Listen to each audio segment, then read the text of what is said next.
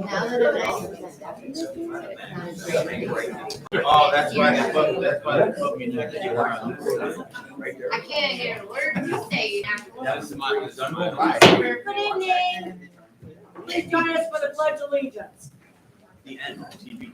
I pledge Allegiance to the flag of the United States of America and to the republic for which it stands, one nation, under God, indivisible, with liberty and justice for all.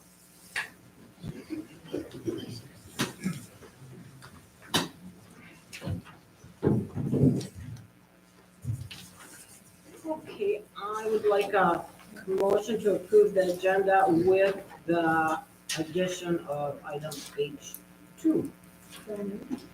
Motion was made by Commissioner Glissman. Is there a second? Second. And seconded by Commissioner Brady. Is there discussion? All those in favor? Opposed? That motion is carried. Okay, and for minutes. Madam Mayor, I'd like to make a motion to approve the minutes of today's meeting. Commissioner Swindell has moved the minutes. Is there a support? Is there? Support. And supported by Commissioner Brady. Is there discussion on the minutes? Commissioner Petrie. I'm wondering if we could add to the minutes, it was omitted. Brian Cloutier made a comment in his public statement regarding the city attorney. And it's not in there. The rest, I know that you don't have to put verbatim, but it was important to him. And I'm wondering if we could amend it, put that in there so that it's reflected. Mr. Mulder, do you want to address Yeah, I don't see any reason why we can't. Ramona? Would you be okay with the city clerk simply going back and listening to the meeting? And Yeah. It's just that it was important to him, and that's the only recording of it. And I don't know how many people will go back and watch the video all the way through to hear the end and other comments. So, okay. And all those in favor? Aye. Opposed? Okay, that motion is carried. Okay, and this evening, we're honored to have Lapeer High School senior exchange student. And how do you pronounce your name? Karina. Yeah, Karina. Just Okay. I'm not going to your last name. If you'd like to come to the podium there, the presentation can be very comfortable for everybody. So, Okay. Very good. It's nice to see everybody. I'm so glad to be here today, and I'm really grateful for the opportunity to present about my country today and generally to tell about my country, to share this transition about my country. So my name is Karina Bolotova. I'm an exchange student in Lapeer High School as a senior, and I'm from Pakistan. This is country. This is small but very hospitable country in the east of Central Asia. And my country is very rich in mountains, like landscape, like traditions, and choice culture. So, and also like my country, some of the, like most of the people call my country as a second Switzerland because we really have like great landscapes, mountains, and so on. So also I want to share like a little bit about my American experience here as a high school student in American school. And so right now in Lapeer High School, I'm a member of varsity swim team in Lapeer High School, and also I'm a member of Key Club International. And generally, since I'm here like for 4 months, I already gave like 70 hours of community service. Not only in like Key Club and like other opportunities outside of like inside of Lapeer High School, Lapeer City, and outside like spread out of all Michigan. And also, I'm like a manager for the Charter Middle School students, where we created this members from Key Club. The new version of Key Club, where we manager middle school children, like with their social activities, like ideas, like for community, like this, like for example, for this month we will do a big sale where like all money that will be like from this fundraising will go, like will use this money for nursing home. Also, I'm a mentor for Rowing Women Middle School girls, where like from Row to Row club. In our school we have Row to Row club. And we mentor girls from girls from Rowing Women Middle School, like professionally and like personally. Where like if they need like any support. So yeah. And I decided not to stop I decided to grow like as a mentor, and I applied for the position of Ambassador of Girls of 2023-2024 program. This is an organization in 27 states and in Canada. This is like Girl Talk, like where we have like 8 ambassadors like in all like states, and like we have like kind of like the Girl to Girl clubs in 27 states, where we also like mentor like girls in middle schools, and also like we want to develop in media literacy in the United States. And also since I'm here like for the first months, I started to do a research project where I learn more like about the system of American schools, how like the teachers work with students, especially like the teachers who teach like English as a second language, because like this sphere is also interesting for me. And the teachers who work with foster children and with students with special needs. So, also I am an exchange student of the Future Religious Exchange Program, like FLEX. This program is a competitive merit-based scholarship program funded by the U.S. Department of States, and it's also administered by American Councils for International Education. While academic year, students gain leadership skills, learn about American values, and share with their home country cultures. Like in this year, we have anniversary, like 30 years, and like while 30 years, we have 30,000 alumni.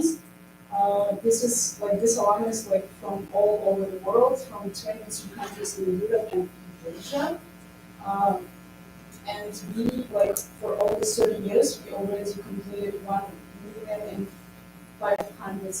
hours of community service in the US. And actually about my country, this is my country in the world map. It's like actually another side of the world. So like we are right here, and now like and my country is there. It's located like really in the Central Asia, close to China. Kyrgyzstan is bordered by Kazakhstan, there to the north, Uzbekistan to the west, Tajikistan to the south, and China to the east and southeast. Capital, and so like in the United States we have 50 states, right? In my country we have 7 states, or like provinces or oblasts, and so Chuy Oblast first, Talas Oblast, Issyk-Kul, Jalalabad, Narin, Osh, and Batken. And the capital of the Kyrgyzstan is Bishkek, where I live, and it's located in Chuy state. Bishkek is the capital of Kyrgyzstan, borders Central Asia's Tian-Shan Range. It's a gateway to the Kyrgyz-Alatoy Mountains and Alarchan National Park with glacier and wildlife trails. The city's art scenes encompasses the Monumental State Museum of Fine Arts and the Colombic Opera and Ballet Theater. The vast central Alatoy Square features the Manas monument honoring the hero of the Kyrgyz epic of Manas. So this is some of the pictures of the city in the capital of Kyrgyzstan. And also my city is known like in Marble City because like most of our government meetings use from Marble. It's a little bit more about population. So we have like in our country 74 people who's Kyrgyz, 14% of Uzbek people, and 5% of Russian. The area of our country is 76,100 miles, and the population is 7 million, which is like less than Michigan State. For example, Michigan State, I know that it has like 10 million of population, our country has 7. So my country is kind of like the Michigan State. And the languages there is like that we know, like for example, I know Kyrgyz and Russian language, and this is like Kyrgyz is the national and Russian is like official. So we use like all our documentation is like the 2 languages because our country was included in Soviet Union. On the 31st August 1991, Kyrgyzstan declared independence from the USSR and a democratic government was established. Kyrgyzstan attained sovereignty as a nation state after the breakup of the Soviet Union in 1991.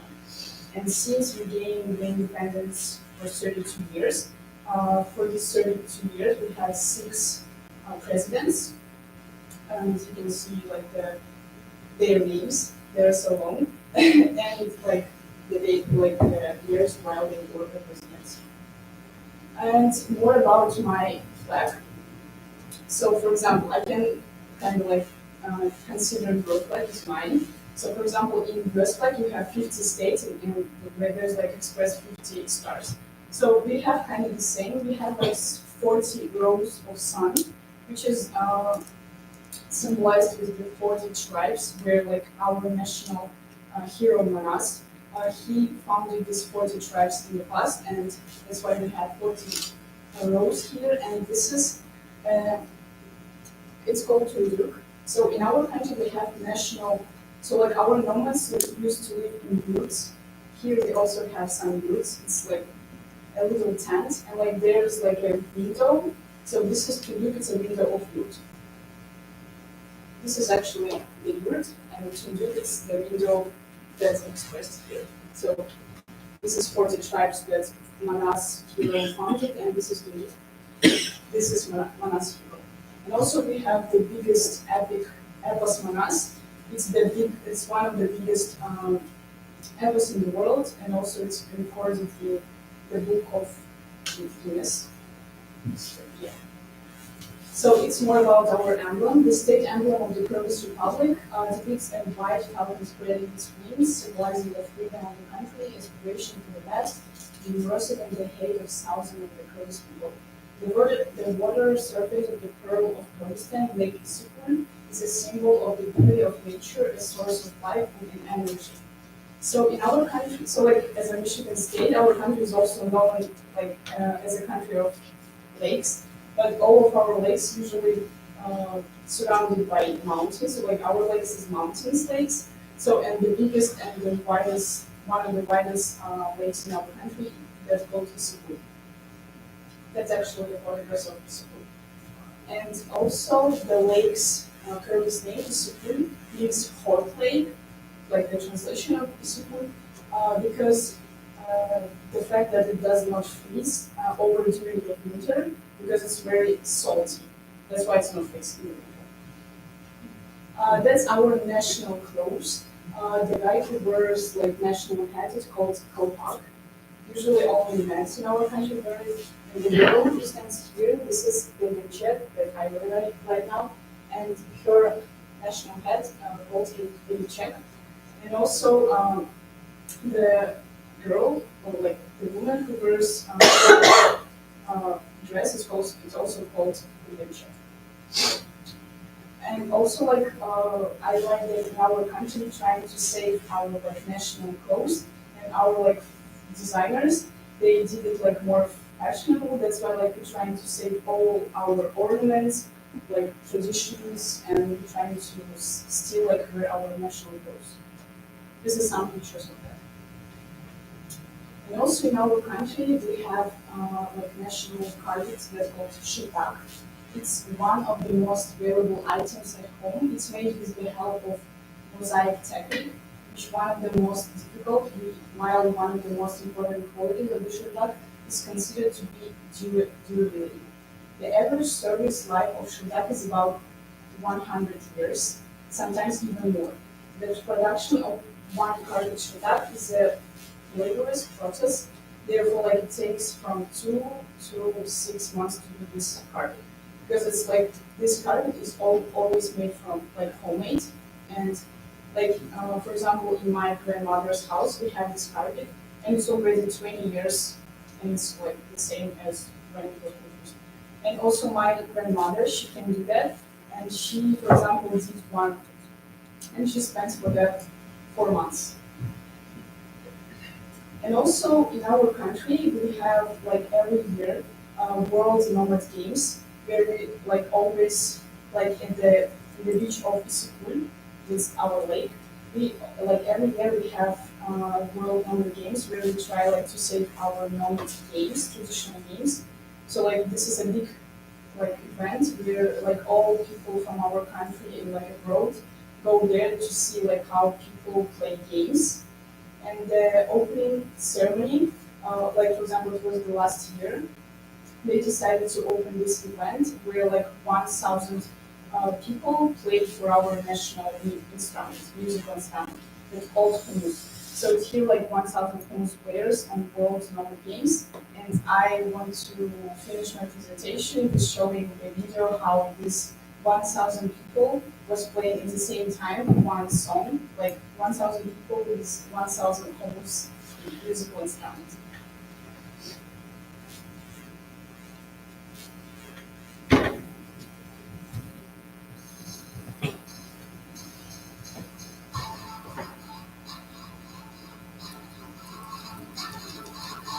Also, in order to learn how to play musical instruments, it takes usually 1 year. And here's like some of the girls who's like 12, but they were already playing this musical instrument. Some of the people, like this woman, they're like 50 years old. So here's like all people around like my country. They use it to play this song together.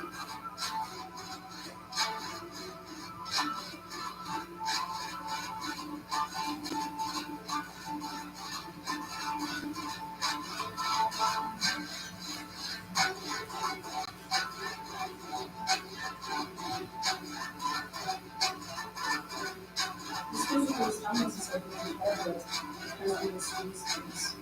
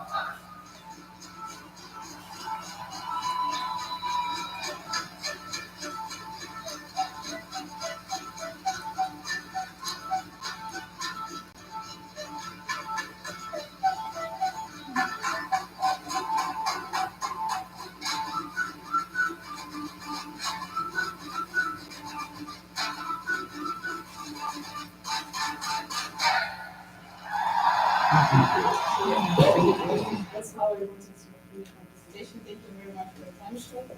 And I'm so glad that I really had the opportunity to present today about my country. Thank you.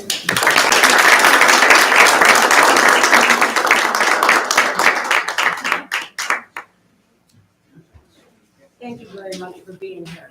Your presentation was wonderful. Thank you so much. Okay. So we're still in public comments. Would anybody else like to make public comments? Gentleman in the back. Oh, yeah. You guys don't mind if I come up to the No, podium please do. there? So there's a microphone there and they can, Oh, everybody can hear you better. absolutely. Hello, everyone. My name is Austin Franzel. I'm the Young Republican Chairman of Lapeer County. I'm here today just on behalf of some concerns we're having with the Lapeer County Rec Center, or the Lapeer Community Rec Center we have. So I don't know if any of you guys have seen some of the local newspaper articles out of Lapeer County Tribune, but we've had some situations with some fighting going on at the rec center. Now, some of this is younger kids fighting, being kids, you know, some of it's also adult on adult violence. But it came down to a point where someone who I know very personally was assaulted at the rec center, and their story was just released today. And I've never received a phone call from this individual where they were genuinely scared in our own community, our own backyard, right? This individual calls me and he was quite terrified actually to go out to his car. He was worried there was individuals going to jump him if he went out to his car. Now, I've been a community resident my entire life, all 24 years here in our own backyard. I've never had a situation where I felt scared to go out to my own car. I don't know about you guys, but I've never been just Please terrified. address us Oh, here. my apologies, So we can- absolutely. Hear you better. So I just wanted to bring this up to you guys and just kind of address this because that's a situation where at the rec center, I feel like I've been going there since I was able to walk. We all love our community rec center. It's been a great foundation for our community for many years. And I just want to see if we could possibly in some way, shape or form get it addressed to where we can minimize the violence on the basketball court in particular. When I was a kid, we used to have security, well, it was just a rec center employee who just sat out there and he would just monitor the basketball games. And so I was wondering if that's something we could possibly address as time goes on and consider. With that being said, thank you all very much for listening to me, and I hope you guys have a wonderful night. Thank you. Mr. Womack, could you look into that situation with Rodney Church and see what's being taken place and what can be addressed? We're already doing something. Oh, it's already in the works, so they're already working on it. Thank you very much. Great. You're welcome. Is there any other public comments? Okay. Then we'll move on to the consent agenda. And you have one item on that consent. So, need a motion to approve or? Madam Mayor, I make a motion to approve the consent agenda for today's meeting. Motion's been made by Commissioner Swindell. Is there a second? Second that. And motion's been seconded by Commissioner Glistman. All those in favor? Aye. Opposed? That motion is carried. Now for the bill listing. Make a motion to approve the bill listing for December 4th, 2023 in the amount of $962,014.72. Support. I think Commissioner Petrie got her hand up. So, motion was made by Commissioner Brady and supported by Commissioner Petrie. Is there, discussion, any discussion, put that in the bill listing. Okay, hearing none, this is a roll call vote. Commissioner Atwood, Yes. Commissioner Brady, Yes. Commissioner Glistman, Yes. Commissioner Petrie, Yes. Commissioner Swindell. Yes. Okay, and that motion is carried.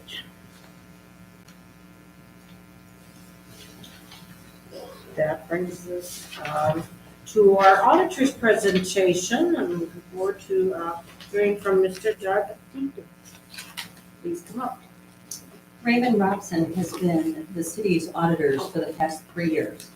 And it's been a pleasure working with them. I feel that they do a great job. And Doug is going to present the financial statements. Thanks, Scott. Thank you. I've handed out a copy of the presentation to each of you printed. It's also going to be on the screen behind me if you prefer to look up there. You also received the county's audit report, city's audit report.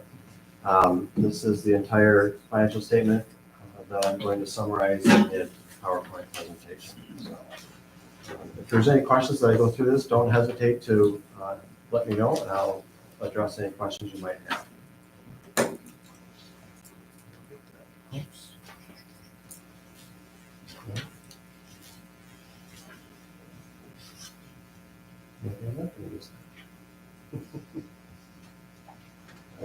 I mean IT.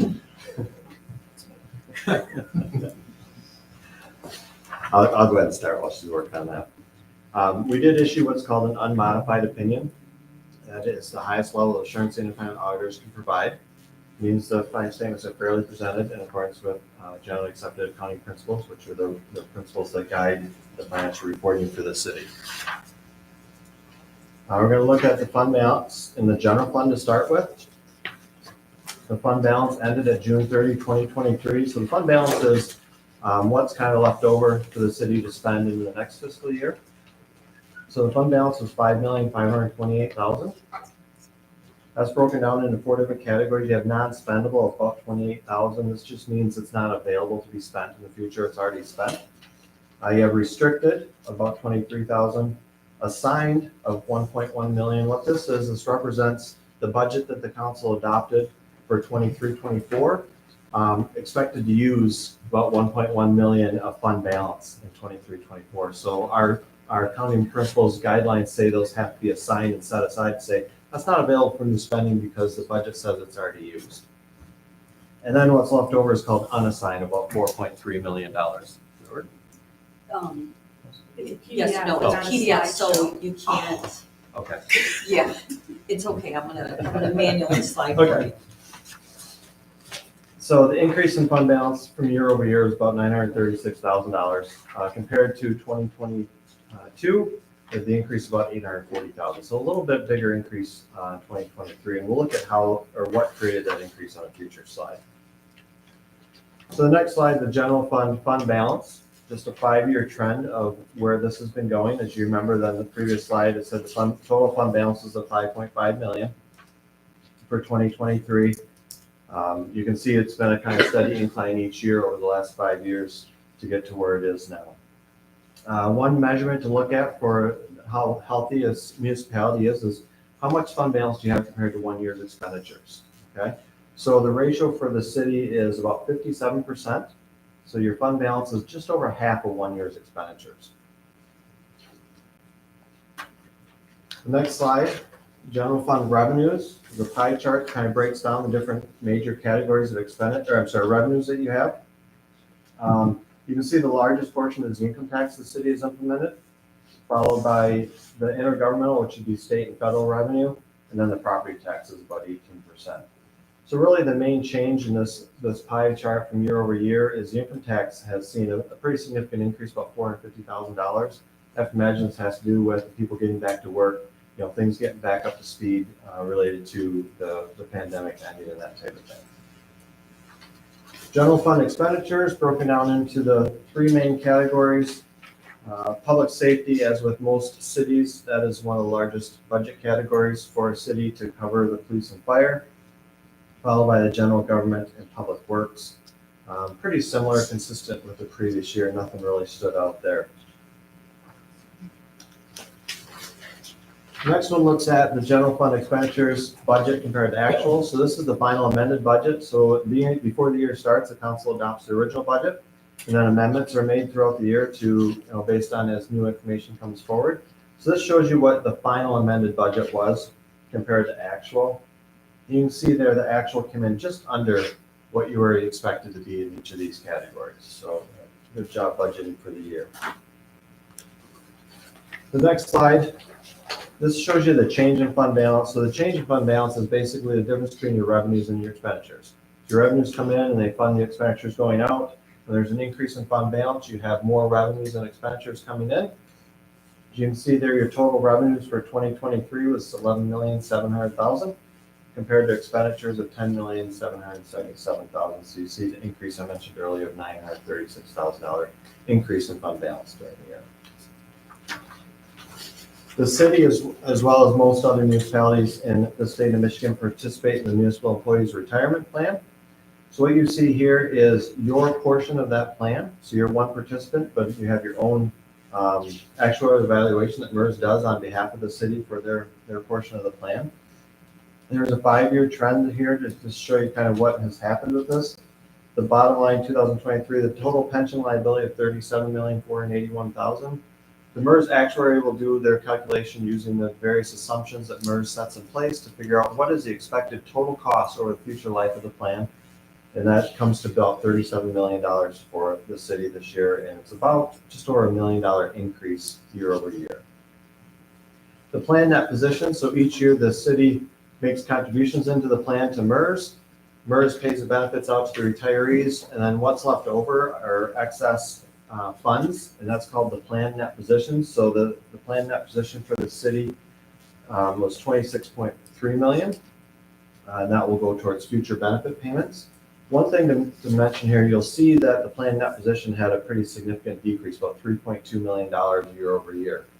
So MERS measures this plan at December 31st every year.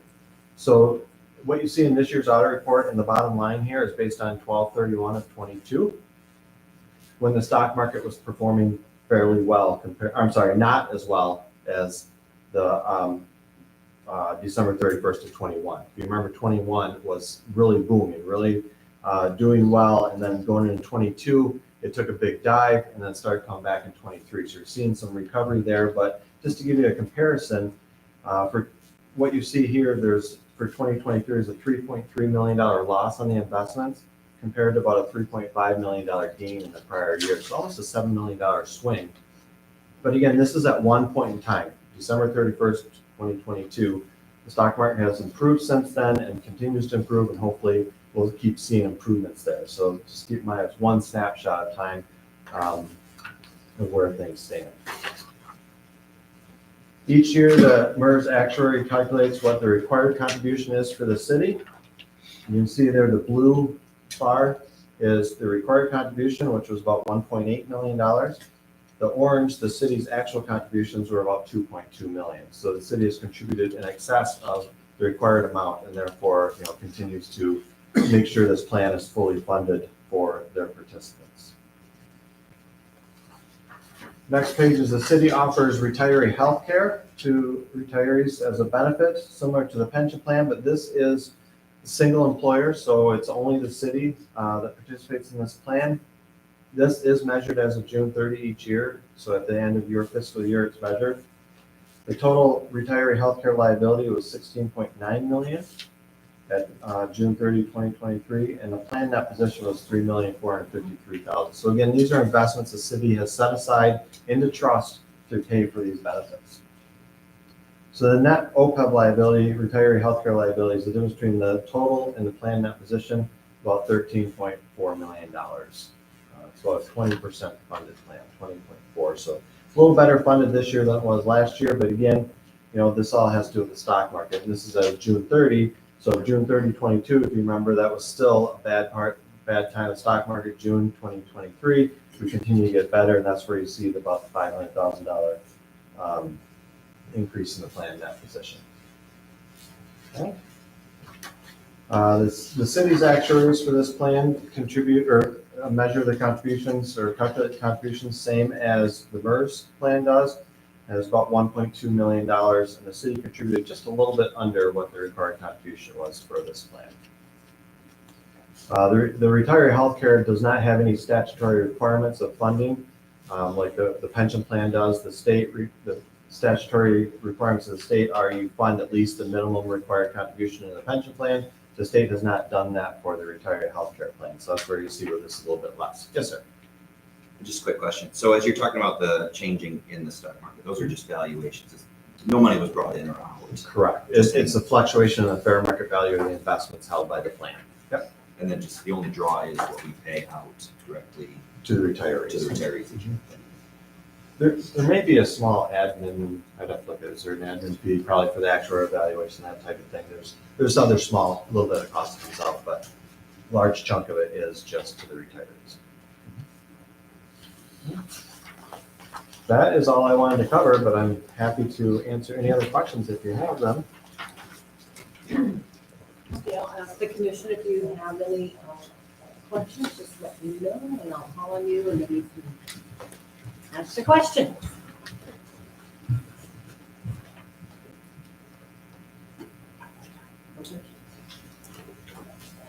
What percent is our general fund? Percent, what do you mean? Yeah, don't we normally want to keep our general fund? So fund balance to general Yeah. expenditures. Ms. Hannah, do we have a policy related to minimum fund balance? Usually like 20%. I do not believe that the city commission has a formal adopted fund balance policy. The Government Finance Officers Association, they recommend a range anywhere from 15 to 30%. But the city commission does not have a formal adopted policy on fund balance. So we might want to adopt a policy Medium-sized cities, 15 to 20%, I would say is minimum. And of course, that'll go up and down depending on whether you're saving money for a grant, if you're gonna do a big project, stuff like that. 57%, I believe, is what you're. Good for total fund balance is 57% So at that's June 30. pretty healthy. Pretty healthy, but like Mike said, you gotta look at what your future plans are. And you wanna make sure you have enough money there to handle the fluctuations in the state revenue, the income tax, like when the pandemic hit, you lost a lot of income tax revenue. Property taxes can fluctuate. So you wanna make sure you have a healthy enough fund balance to get you through those ebbs and flows, right? And to make sure that the city has the available funds. As well as if there's any future projects that you wanna fund or grant matches, as Mike mentioned. I just didn't write that. Do any of the other commissioners have a question? Good. So then, we can move on, and I'm looking for a motion to, adopt the audit report as presented. Motion was, made to move that, by Commissioner Blissman. Is there support? And supported by Commissioner Swindell. Discussion on that motion. Hearing none. All those in favor? Aye. Opposed? That motion is carried. Thank you very much. Yeah, makes sense. You as well. Next item on the agenda is the USP, USA Environmental and Infrastructure, Inc. Mr. Womack, do you want to Sure. talk about this before we get into discussion? Yeah, so sometimes cities come into possession of properties because nobody else wants them. And thankfully, we get these properties fairly cheap because they end up being expensive in the long run. So this is regarding 18 East Nipissing Street. Under the previous commission, we had discussed potentially demolishing this property for what might eventually be a pocket park. So we've hired WSP, they're an environmental engineering group. We've been now working with them for 4 or 5 months. A pretty good, competent group. And this step, which I'm asking the commission to take, would be required pretty much regardless of what we decide to end up doing with this property. I understand that right now we're kind of aiming towards demolish, but we could theoretically rehab the property. But we need to find out whether there's any asbestos or other regulated materials in this property before we do anything else. And so here's a quote for $7,450. I did talk to the guy down about $2,000. Thank you. So I'm asking the commission to approve and authorize spending of $7,450 related to really demolition, asbestos, and regulated materials survey. Please. So, we would need a motion. Support, and then we can discuss. Commissioner Brady. I make a motion to approve WSP USA Environmental Infrastructure Incorporated proposal not to exceed $7,450 for pre-demolition asbestos and regulated materials survey for 18 East Nipissing Street. Support. Motion was made by Commissioner Brady and supported by Commissioner Atwood. Yeah. Is there discussion? I'm just glad to see, I think I'm reading this correctly, that they're gonna check for other regulated materials in the history of the site. Yep, so the site was previously a dry cleaner, and dry cleaners are not great for the environment. So there was some previous environmental work done at this property, but obviously if we're talking about demolishing it, we need to know what could be sterilized into the air. So it's not an easy solution, and this is definitely not the end of it, but this is what I would consider a required step in the process. Commissioner Peak. I just have a couple of questions. On the bill listing, we paid this company $1,647.70. So that would bring the total to this company $9,097.70. So I'm wondering what the $1,600 was for. Also, if we have looked at this property before, are we doubling anything? Are we paying to have something done again that has already been done? I don't know what's been done. And so, how much? Sure. So we've had an ongoing relationship with this company now for several months, and they've done other work related to this project. like I said, part of the reason we get these properties basically knocking on tax roll is because nobody else wants to deal with it. And unfortunately, our friends at Eagle are sticklers about, environmental issues. I'm not educated enough in any capacity to deal with Eagle on this type of stuff, and that's why these guys do what they do.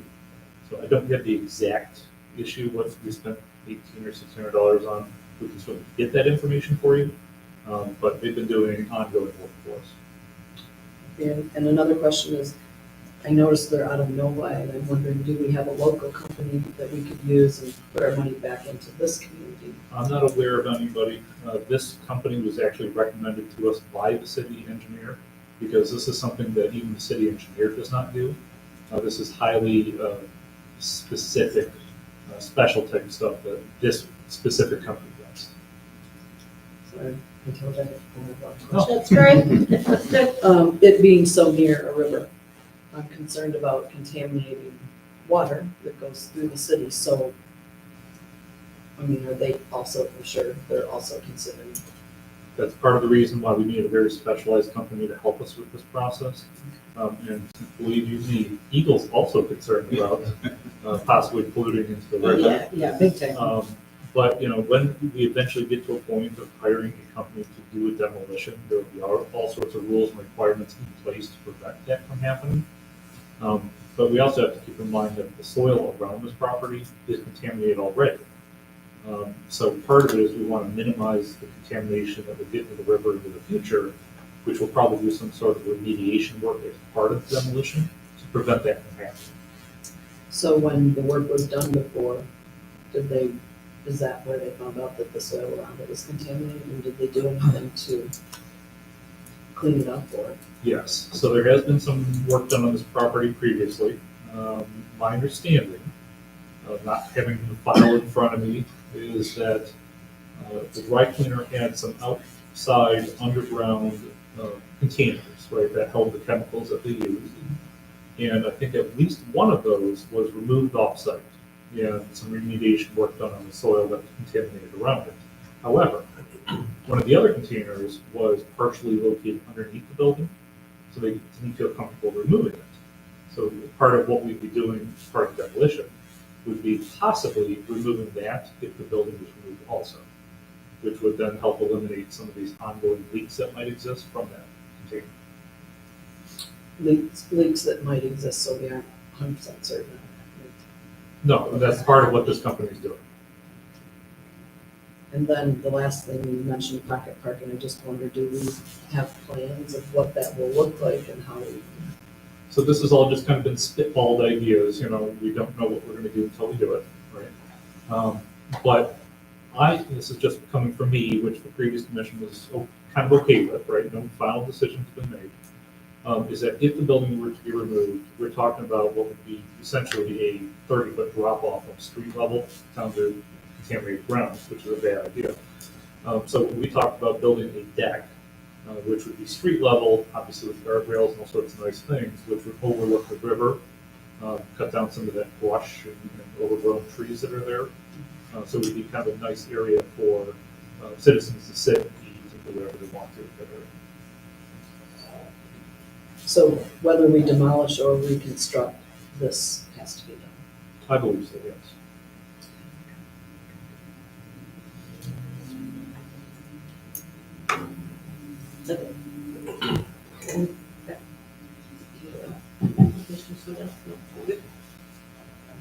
Okay, so, then we will need, roll call. Commissioner Brady, Yes. Commissioner Glistman, Yes. Commissioner Petrie, Yes. Commissioner Swindell, Yes. Commissioner Atwood. Yes. Motion carries.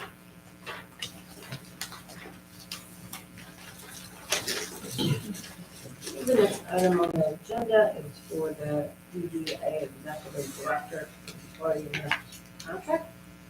Mr. Wolbeck, could you give us an update? Yes, so going back a little ways, the DDA board made a recommendation to the city commission, the old commission. And at that time, I reviewed it and made the determination that some changes were appropriate for that contract. So I sat down with the chairperson of that board. We worked on some of the provisions. And we came to what I thought was an appropriate contract, which was then sent back to the DDA board. The DDA board reviewed the changes that were made, agreed with them, and approved that and made a recommendation for that contract to come to the city commission for approval. That came to the new board at the last meeting. New board made the determination that they wanted the city attorney to review the work that had been done previously. So immediately following the last meeting, I did send that contract to the city attorney. I did get a response within 3 or 4 days afterwards, which I then forwarded back to the city commission. Part of the issue, however, at this point is I did not feel like I had sufficient direction from the board of what they wanted to do with the city attorney's recommendations. We also have a potential problem that I don't know if this board has the legal authority or if I have the legal authority to essentially negotiate the contract on the DDA board's behalf. The state law indicates that the city commission shall approve of the contract, but it doesn't say negotiate the contract. So what I've done here is I've presented to you the same exact contract which was at your previous meeting prior to the city attorney's review of it. Because right now that is the only contract that has been approved of and recommended to this board by the DDA board. Okay? I've also presented the commission with the city attorney's recommendations right here. Because even though this board, in my opinion, doesn't have the legal authority to negotiate the contract, I think we'd be remiss if we were to just send it back to the DDA board and say, you got to renegotiate this, without giving them some direction of what the city commission is looking for. So at minimum, we would want to make a motion and send it back to the DDA board saying, here is the city attorney's recommendations, please consider renegotiating the contract. At that point, the DDA board would then be allowed to negotiate, make a determination about what they want to do, and then they could make a second recommendation back to this board. Okay? The third option is that this board could give a significant amount of direction to the DDA board by doing a line-by-line analysis of what the city attorney has recommended as possible changes, and then send that information back to the DDA board for further consideration. I think it'd be shaky, but I think what you could possibly do if you want to expedite is this board could make a recommendation or could approve, or make a motion to approve, then go line by line, make determinations about each individual line that they want to see incorporated into the contract, and then send that back to the DDA board. And if you get concurrence with the DDA board, I think that would be sufficient for approval of the contract. So it wouldn't have to come back to this board. That makes sense. I know it's a lot of complications there, but I just feel like I'm in a sticky position right now, not knowing what this commission wants me to do. And also, I don't think we have the authority to negotiate the contract. So I guess I'm looking for direction about how you guys want to proceed. Start with Commissioner Swindell. You want to make a comment? You would like to, how you would like our city manager to proceed? How you would like to proceed? We are not the DDA board. We don't have any exposure in their contract between their nonprofit board and their executive director. The city has but we have no business negotiating his contract. That's between we approve it, but this is not our wheelhouse. This is theirs. This is the contract that they brought us.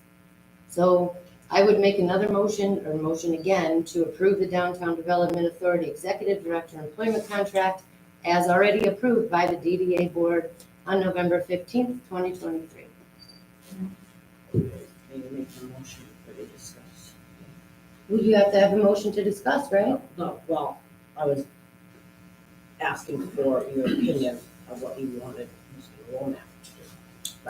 Okay, so a motion's been made. Is there gonna be support? I support. Okay, it's been supported. So we'll go back to the discussion now. Commissioner Atwood. So option 3 would be kind of saying what we would recommend, right? In a way. But it would be already approved by us, and then they discuss it, and then they approve it, and then the contract is approved, right? I think that could work, but obviously the city attorneys give us 7, 8 different recommendations. We'd have to be pretty specific about what the approval would be with the modification of this, and this. We could also hold a workshop session, we could do a special meeting, we could have the city attorney come down and we could have him discuss the whole thing right here with us. You know, it's how complicated do we want to make it? I mean, I don't want to make it complicated by any means. So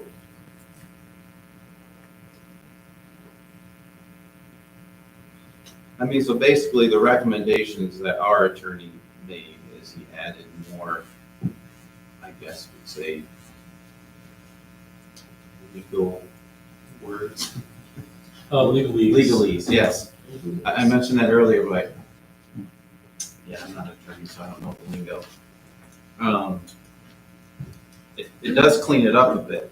However, if we don't approve it and we send it back with the recommendations and then the DDA board, I guess that's just taking up more time. They could also theoretically send it right back to no changes, Right. because they may disagree with the recommendations from the city. Yep. So I would say that both clearly have the best intentions here and have the city's, the employees' best interests and the DDA's best interest and the city's best interest. So, I mean, I don't want to get into the habit of telling the board what to do.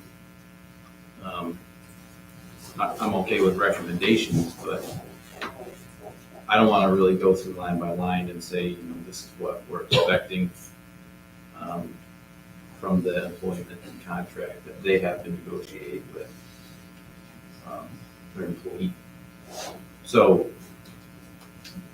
I mean, I don't know if we can approve the contract tonight and send the recommendations from our attorney, and if they look through it and say, hey, we like what he said. At that point, it'd be an amendment or something, but I'm pretty sure they wouldn't want to go that route. So to be fair, the contract that I worked out with Ms. Bostic was fine. Mhm. The recommendations that the city attorneys made are fine. Mhm. As I joked at the last meeting, 2 attorneys, 3 opinions, it's kind of how attorneys are. Yeah.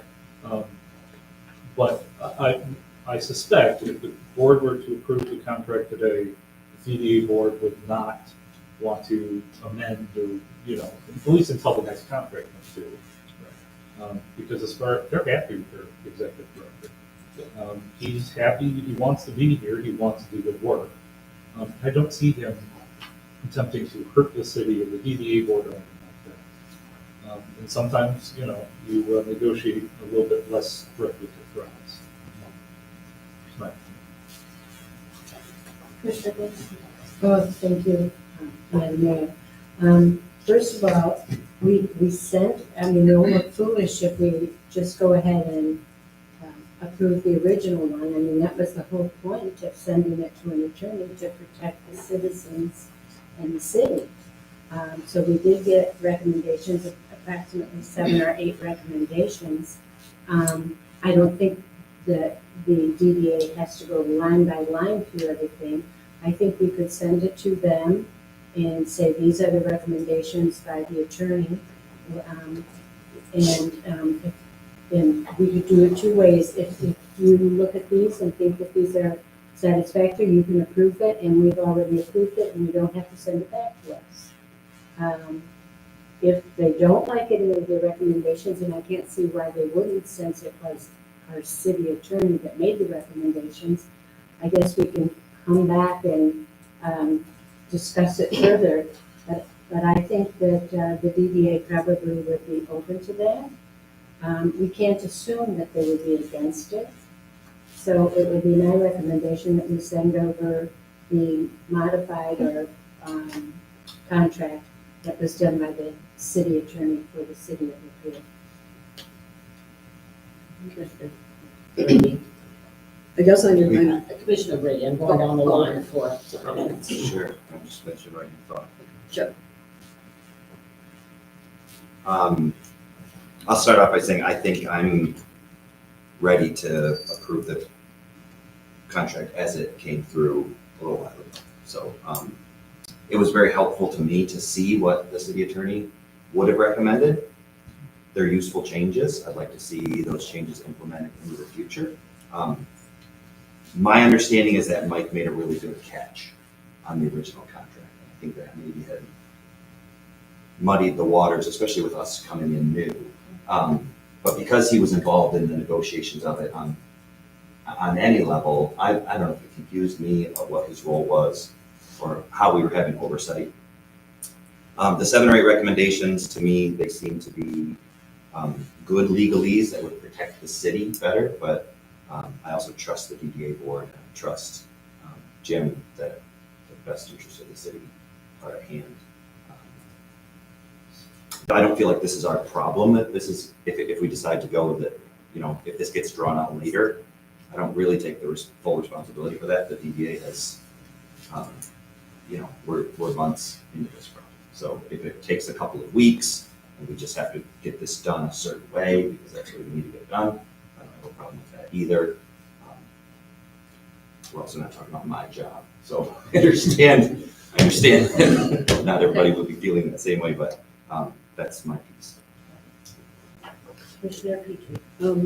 I'm sitting on the word from the attorney that is a substantive revision. So if he didn't use, I don't care if you do this or not, he used the word substantive.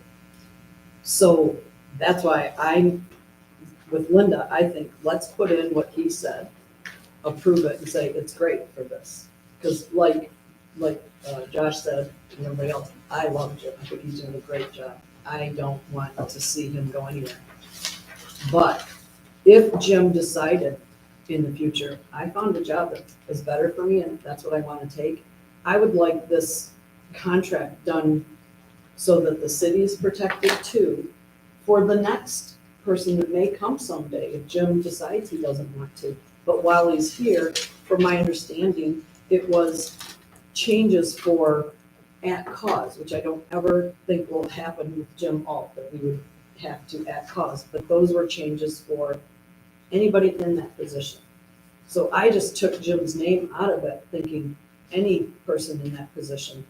Let's just do it the way our city attorney said is, had he not used that word, I may not care, but he did. That's why we sent it, to make sure we are on the right path. I want the best thing for Jim, but I also want the best thing for our city, because that's what I said I put my hand up and swore that I would protect our city. I don't think it needs protection from Jim Alt. I think he's a great asset to our city. But the city attorney labeled it that way. So that's what I'm going, that's what I'm sitting on, that we should just change it, send it to them with his changes, and it's already approved, so it doesn't have to go back and forth. And like you said last week, he's been out of contract since July, so I don't think we have to. Well, we don't want to keep it extended. No, I get So, to, but a motion is on the floor to recommend, but I didn't want your discussion, and that's why I went down the line. Keep in mind, though, that any new employee would have a different contract. You would never use exactly the same. Right, so motion's been on the floor. This involves money, so should we roll call? Or not? It's an employment contract. So I Commissioner mean, how Allen? many contracts have we approved? So- With the DDA, come from the DDA? So it's a little different. So the city manager, I manage all of the city's employees. And of course, we have lots of employment contracts with the staff of the city, and all of them are different. But this is different because you guys are exercising, the approval authority, as granted under state law, to approve of the contract being presented to you by the DDA. But that's kind of where I'm at, is under the law, it indicates that the DDA board shall negotiate the contract, and you guys shall approve the contract. So I'm gonna stick you with it, because I don't know how much you guys want to be negotiating these contracts. Because you gotta remember, the city's attorney is not the DDA's. Right. They have room. They can very easily say, we reject all your proposals, and we're gonna send it back, and you're gonna get the same exact thing in 2-3 weeks. So I mean, my point to kind of bring some comfort here was, how many times have we as a city approved this contract already? And we've made some significant improvements to it with the DDA president, chairperson. And I think it's made significant improvements. So I don't really see, the contract, how it is, how the city could be affected in a negative manner if we were to approve it tonight as is. Now, the wording, this attorney is phenomenal, and his wording is I could write that. It's very well done, and so is this one as well, and You don't have to lie. We do have to be- Case was better, it's okay. well, I didn't want to hurt your feelings. I just want to kind of bring some comfort to, I understand everybody's trying to do what is right for everyone in this scenario. And I do too, and I would never intentionally put the city at risk by approving something that I felt wasn't up to snuff, I guess I would say. But as I said before, I thought this was fine, and I understand with the new commission coming on, why they would want to, have our city attorney look at it and, give their 2 cents and see if there's anything that's in there that will put the city at risk, or James at risk, or the BD at risk. And from what I'm reading, I don't really see, anything that's like, popping out like, oh my gosh, you're right, the city's gonna be in so much trouble if this were to happen. I just don't see that popping out at me. So I understand where everybody's coming from. I get it. But at the same time, I don't want to be in a position of telling boards how to operate when they're doing what they're supposed to. Yeah, maybe they need to get to us a little bit sooner. But, yeah, and I don't really have a problem with the way it is now. And if they want to, the next contract, if they want to look at what the recommendations were and work that in and make it even better.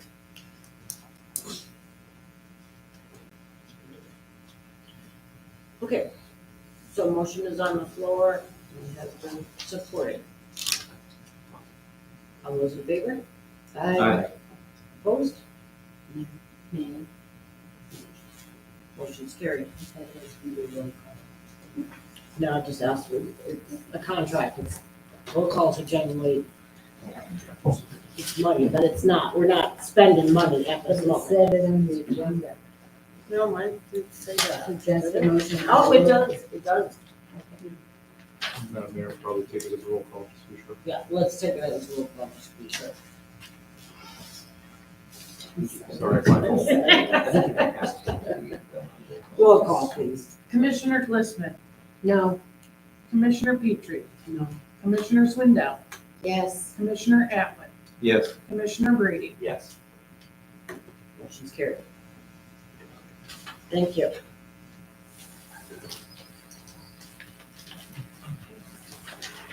So the contract with them too. And we will talk about it at the next DDA meeting for the future contracts. All right, Mike, do you have a report for us? I do, thank you. This is something that Chief Howe and I have been talking about for a little while. It will almost certainly be on your next agenda for approval. But I thought now would be an appropriate time to give him the floor to just kind of give us the basics of what he's looking to do so that you guys are aware of it. So that in between now and your next meeting, any questions, thoughts, concerns you might have, we can try to address those before we ask you to spend money. Chief Howe? Great. So I've been working on a body cam project for quite some time. I'm currently working with the Homeland Security Grant Program to do that. What it would require from the city is what's called a subrecipient funding agreement, which is basically we would front the cost of the cameras and it would be fully reimbursed in about 2 to 3 months. Historically, I've worked with this grant before at the county. This is what I bought our in-car camera project with, which was $132,000. It worked really, really smooth. But in order for me to continue this process, I would need the board's approval for this. So far, I have about $60,000 procured. It's about an $83,000 project. I'm going after one. So at the end of the day, I don't want it to cost anything to our general fund. That's my goal. It could take 6 months, it could take 8 months. The way it works is that this funding source comes out of different years. So the $60,000 I was able to get it out of the fiscal year of 2022. So I have another meeting December 14th up in Delta College to go after another $23,000, which would be through the fiscal year of 2023 of the Homeland Security Grant Program. So that's my goal. But like I said, this is just kind of one of the steps I have to have as I move on through the program. So it's not real complicated. Like I said, we did it at the county with the in-car camera, which was way bigger. Worked really, really well for us there. So I don't suspect there'd be any issues with it here. So I think this is the first time the city's had this come through, maybe. I don't know. You might. I don't know. Well, I was gonna ask, do we not have body cameras now? We do not. It's just the in-car. We have the in-car. Yeah, I don't remember the. Well, and this, I was never talking about it. Homeland Security, you can get other items. It's a federally funded grant program. The way it trickles down to us is it gets funneled down to the state. The state divides it all up in different regions, and then they put all kinds of stipulations on how you can get it. Most of it's just for equipment and stuff like that. But it's a process. So it could take, I think the body cam, or the in-car camera project I did at the county was about an 8-month project to get done. So, and it works well going in with this accreditation too for us. It's not, it doesn't have to be done for the accreditation per se, but just as we're doing this all in rollout by this end of next summer is when I'm hoping to be accredited. We would have these. That's what my goal is. Can you touch on sorry? Don't go ahead. Can you touch a little bit I'll ask next. about the importance of having body cameras, especially now day and age when you're Right. constantly being recorded by others? Right. And that, how does that hold up well in the court of law on behalf of the city and the officer? Right. Well, a big part of it is the transparency side of it, and the civil liability too for the city as well, because a lot of these cameras, 99.9% of the time, are for the officers. So, and the cities and the municipalities and the frivolous lawsuits that come through. And I think we are the only police department in the county that doesn't have them. So I feel like we're a little bit behind the ball on it. And as far as, it's funny because it's changed, right? For some of our guys, I remember when in-car cameras came out, everybody was freaking out. We're all getting fired, we're all this, that, Now, there's guys that won't even drive their patrol car if the camera doesn't work. I mean, it's gonna take some getting used to. But with, by the end of it, I know guys now that they won't even, I mean, they don't even want to go out without the body cam. So, and it helps with the investigation side of it, it helps with the training side of it, because when we can go over things in the camp, in the video, and be like, what can we do to get better as a police department? So that's a big part of it as well. Thank you. Chief Hall, would you get these cameras all at once? So they will, all officers will start with the cameras at the Right. same time, basically? Right. We would roll it out all, and far as, back in the past, when the body cam started coming out, the big problem was with storage, and everything went up to the cloud, and it was very costly. The program or the package that I'm looking at would be a server-based, so it would be a reoccurring cost for that part of it. There would probably be some minimal reoccurring cost as far as licensing and stuff like that. The storage would be, that's usually the big cost for that. So we wouldn't have that as an issue. But yeah, we would roll them all out, and what's great, the camera that I'm looking at, is through WatchGuard, it interfaces with our in-car cameras. So as let's say we make the traffic stop, the camera goes off, your body cam goes off. So it's just a nice flow of everything out on the road, all the way out to the interaction with the car, and it just works really well. I think MSP is going to them as well. They're very popular. I mean, there's other companies out there, but this is through the grant, they have specific ones through, it's called Mind Deals. So I don't have to go out and get a bunch of bids and all that. This is a company that they stand by, that they know about, and it, like I said, it interfaces with the in-car camera that we already have. Chief, just to clarify, because My Deals goes out, does that work for you already to get Right. bids? Right. Just want to make sure we're not like getting, no bid contract. Right. And this, going into this agreement doesn't mean I'm going out and ordering cameras tomorrow. This is a long process. And if something happens, all right, maybe we table this project, maybe we don't finish it, whatever. So this agreement isn't, it's not like the done deal. It's like I'm not calling over tomorrow and ordering $83,000. So Chief, at the next meeting, are you asking the city commission to front $23,000? No, I am asking, my next meeting up at Bay City, I am asking for Homeland Security to give me an additional $23,000 to fully fund the project. What I would have to do, because, and Kelly and I have spoken about this, is do a budget amendment for the $83,000 to front the money. I didn't have it in the budget for this year. And I were talking, and at the time, I didn't know that the money was going to be there to even do this project. So you'd be asking the city commission to front $83,000? correct, knowing that obviously this is a big reimbursement. Okay, thank you. Is the city commission interested in pursuing this further, basically? Do you need a motion? Yes. No, Yeah, because so it's it's for next meeting, I Just just want you wanted guys to be informed so you could ask make sure if questions. you're interested in pursuing it, where Chief Hall and Mr. Holman will pursue it further. But we want to give them some direction that this is something that you feel that Absolutely. should be good. And, I don't think so. you guys can reach out to me, call me, stop into the office, email me, whatever you want. All right, well, thank you for that information, and then we'll wait for you to fix up the next time. Perfect. Thank you, Chief.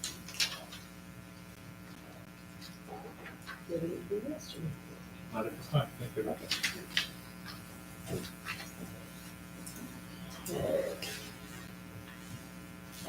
I have an appointment that I would like to make under the Downtown Development Authority. I would like to make a reappointment, actually, for Tom Mina. Lemega. January 1st, 2024, his 4-year term, and that would then be expired January 1st, 2028. And I need 2 commissioners' support. Support. Be supported by Commissioner Swindell and supported by Commissioner Atwood.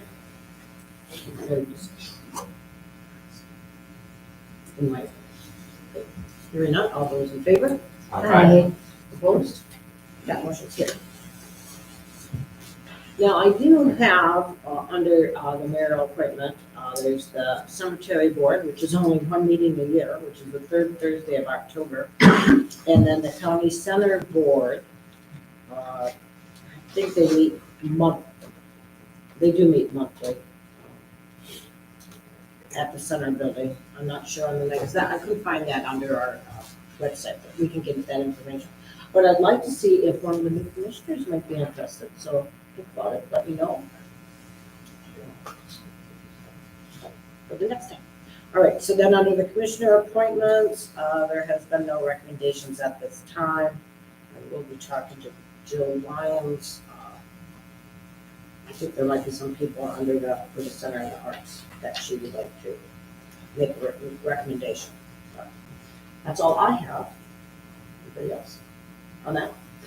Okay. In your packet was the departmental communications. And now we're to public comments. Does anybody have public comments? Right.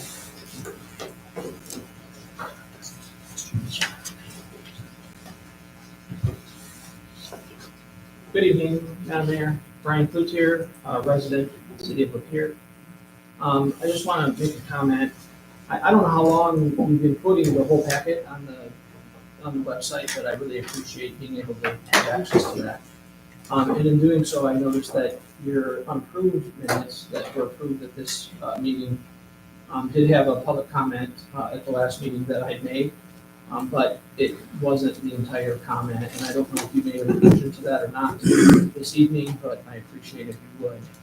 And I just want to restate, what we witnessed this evening with the contract going through to the DDA is exactly why your DDA should be sending those types of contracts to an attorney, to their attorney, not one that sits on their board, or your city manager. I know he's an attorney, I'm not here to criticize him. He seems to be a great gentleman and a very good city manager from what I can see. But you need to make sure that your city manager sticks to being the city manager and not representing you on contracts, because it's just inappropriate. Any good attorney would say, any good municipal attorney would say, you just don't do it. You don't do it. So I advise you, again, make sure your contracts are going out to your city attorney. I, as a resident and taxpayer, I don't like the potential liability that we're being exposed to. So please, I don't know how to get it across to you, but make sure that that is a best practice moving forward. Thank you. And Commissioner Petrie did make a comment that something may have been missed with one of your comments, so our clerk is we'll be looking into it, addressing your issue, Ryan. Is there any other comments? Okay, then we're gonna go into closing comments. Commissioner Petrie. I have a couple of things. I'm really, the word standards is forefront in my mind, and I just think about how my standards were put into me as a child from two, I think, great parents that set the standards high. And I just, it's all about standards, it's about doing things right in my mind, and so that's what I hope that I do sitting up here. The other thing I would like to do is have a meeting somehow, somewhere, talking about when we will use a city attorney, their criteria. It's important, obviously, to our citizens, but it's important to me too, as a new commissioner. I would love to have, I don't know how we do it or how we'll set it up. I want to talk about that. I know the past commission said they don't need to be here every meeting. I don't know if they need to be here every meeting. In your email, Mike, you said that you enjoy a good relationship with the city attorney, and I think that's great. I've never met the city attorney. I don't know who he or she is. I'd like to have a good relationship with them too, because I know that we'll be utilizing them as commissioners. So somehow I'd like to do that. The other thing is, I missed prayer tonight. Nobody was here to say a prayer. And I'm wondering how we go about, if I could make a motion to include prayer before the Pledge of Allegiance. One of the commissioners could do it the county commission does it, they pray, then they do the Pledge of Allegiance. So I'm wondering, can we make a motion to have that here too, so that we don't have to rely on somebody not coming. Motion can't be made during commissioners' comments. It is on the books that a motion was made from past, that any prayer would be public comments. Went through a big thing, but I guess that could be changed. I don't know if I can talk to you later about that history on that, but we would have to wait. Yeah, that's Maybe somebody must step up to. That's okay. It's time for the public. Well, I'm just thinking if it was part of the meeting, it's all set, and if somebody wants to pray in public comments, that's great, but if it was set in there, so maybe in the next meeting, I could make a motion, we could put that on the agenda to just. I'll review, we can review that with Mr. Womack and see legally if that can be done, because we are nonpartisan, and how that reflects. That's why we asked for members from the public to do it. But we'll check it out, figure out what we can do. Okay, and then my last comment was, Jim, you and the chamber and the parade and everything Friday was really, really great. The weather wasn't the best, but people were still here to celebrate. And I was happy that your church was in the parade, represented the reason for the season. I would love to see more churches participate in having a float, more businesses, more people. I would love it to just be bigger and brighter and best. So, thank you. Commissioner Goodell. I have nothing this evening. Commissioner Brady. Do you have a pattern, or you just like to shake up? I just like Just to move it around. spur of the moment, okay. My boys had a great time in the parade. They did a manger scene, so that was fun. I just want to echo comments from the public about the rec center, and just, we trust you guys to help keep people safe. I read comments on Facebook, and I feel for people as I hear their stories, and I'm fully confident that our city has the ability and desire to implement changes where they need to be made to protect our citizens. I think that's on top of everybody's list in this room. And so if we can all, right, we're a community, we can all put our hands together on this and say we want our people to be safe.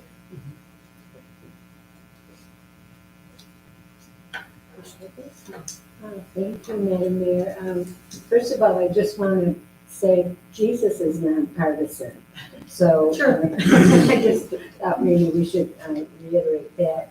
And then congratulations to Jim Alton. I look forward to going in and meeting with him and just seeing what he's up to. The teacher in me always prepares, so I have my notes down here for my comments. So bear with me, please. I aspire to have an excellent relationship with all the businesses in the pier. I'm really pro-business. I will seek out as many as possible and ask them what they think the city can do to help them grow and prosper. We really want a prosperous economy here in the city. I especially want to meet with service groups in the city and see how they are managing, and if there is some way to help them help each other. I am a strong believer in networking for the benefit of everyone, and I've already been over to the refuge, and my husband's taking things from me.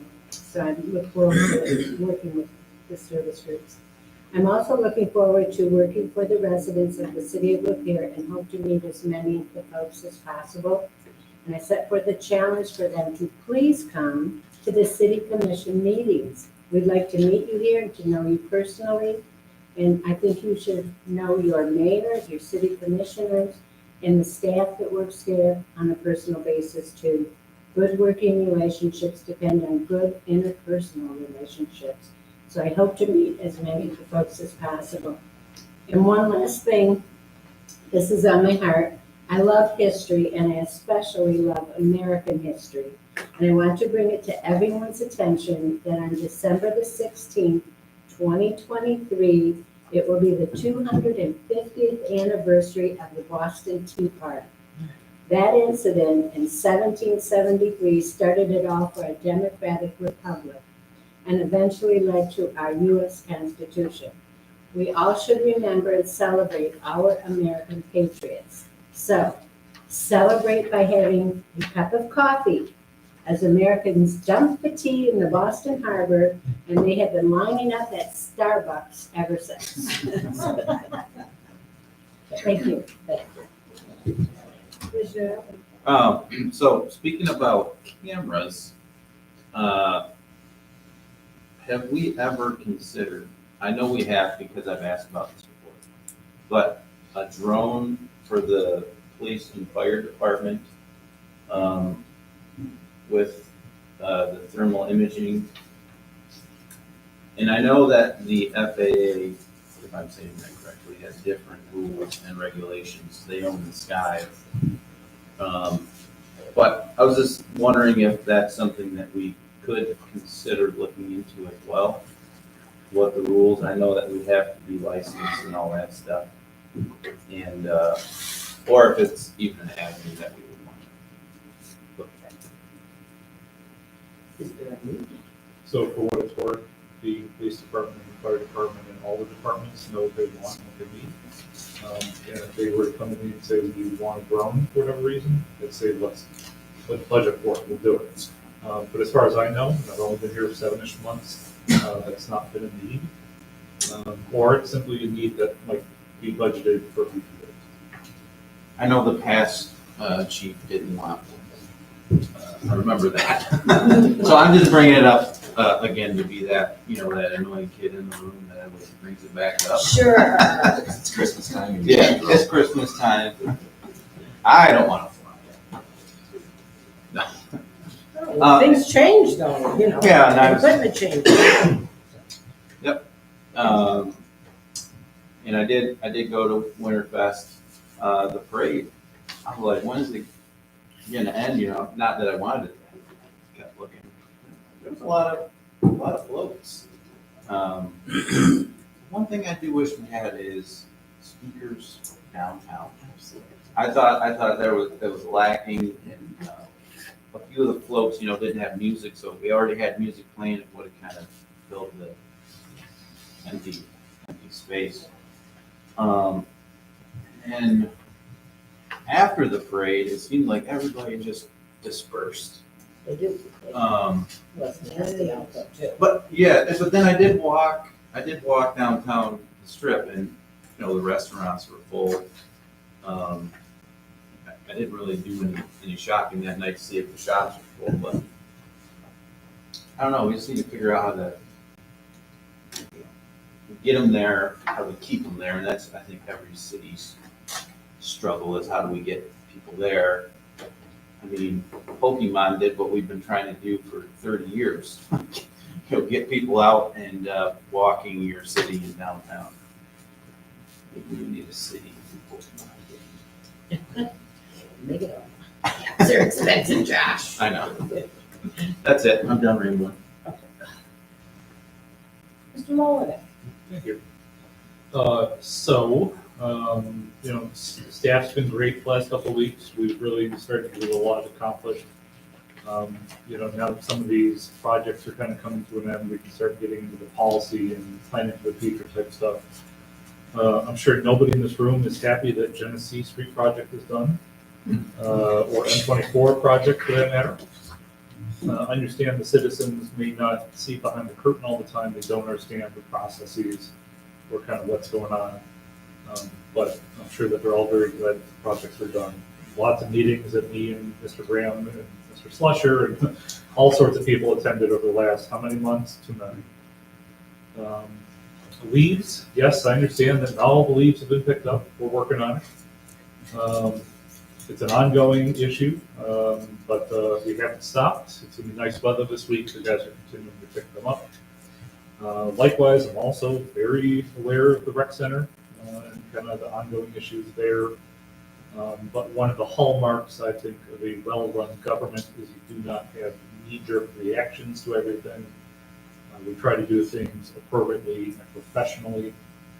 So we are looking at those 3 issues and many, many more that we will attempt to address in the near future. Speakers in the downtown and Wi-Fi in the downtown, that sounds like something that Jim Paul would be amazing at fixing and working on. So thank you, sir, for attending. I appreciate all the work that you're doing. For those of you who don't know, Mr. Alt and I meet on a weekly basis at least, because, it's a lot of stuff that takes lots of planning and lots of work to come to fruition. So when we have speakers and walk around the downtown, at least 51% will be his responsibility. He'll get at least 10% of the praise, right? So other than that, I'm also a history buff. And I don't want to say looking forward to, but I always have a special place in my heart for December 7th, a date which will live in infamy. And so we will make sure to put something on the city's Facebook page about remembering that date as well. That's all I have. Okay, well, I left the trophy in the other room, but for years, since I think 2015, we've had an ugly Christmas sweater contest amongst the commission. We've always invited our department head and our city manager to I join wasn't us. aware of that. You I weren't. know, but I'm there. just trying to Okay. know. So anyway, I know. if this is something that you would like to do, we've had a trophy. It's actually Miss past Commissioner Patane was the last winner of last year in 2022, and his little plaque, his name didn't get on there. But it could actually use a whole new trophy. We got, I guess, basically a used trophy from one of our businesses downtown, and they put on one gentleman on the top, and we just, on the front of it just says ugly sweater contest, and we pass it around. We would stand up, and our department heads, wanted who they thought had the most ugly sweater. So Don't is take it it something you'd personal like? if you win. Now, I think were you the first commissioner? I don't remember. This is something you'd be interested in. It would be for the next meeting. I think In you spirit of just Christmas. show up in your sweater, I think is what she's saying. Ugly. That's how I heard I it don't too. have an ugly sweater. Bah humbug, just so you know. Well, you can wear it if you want, okay? Sure. So the trophy, I think we can add a base to it. Are you saying we're on a room with the plaques? Yeah, there's, Normally I on the would base, take- there's 4 sides, and there was 2 for each side, and one side of course said the ugly sweater. I think they could just add another Top? bottom, basically. So normally I take the trophy in and I get it. Oh, so we Yeah, do need to go get it and give it Yeah. to Commissioner Atwood to take care Yeah, I unfortunately Volunteer, paid buddy. for it. Volunteer. of. Sorry. Volunteer, thank you. Yeah. All right, great, so while it's in the office over there, and at the end of the meeting, we'll get that for you. I have no other business other than that. I do not have any, I did receive some, communications for Zero HIV Stimula Day.